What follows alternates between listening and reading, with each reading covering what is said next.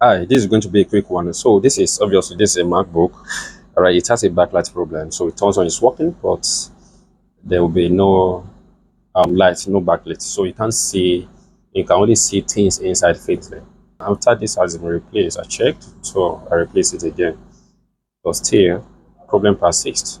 Okay, in summary, on checking, I discovered that the backlight should come here. Here is the voltage that should come, but there was no voltage here, right? No voltage, it was zero. Okay. And meanwhile, here on the board, this is the schematics. This is PP bus G3 hot, right?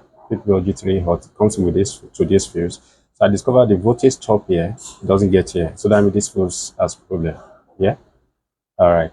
So there was nothing here. So there was nothing here that will comes in so that this will be able to boost it. Yeah. So zero V.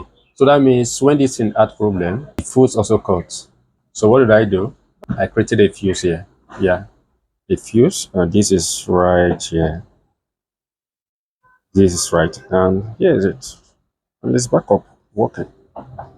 So that means on this motherboard here, it is always good to confirm the voltage before even, you know, um, try to plug in everything. You just make sure that the voltage gets to necessary place.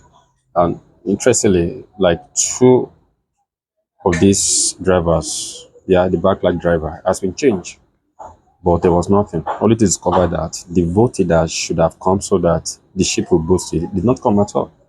Why? Because of this fuse that has got. But now everything is working perfect.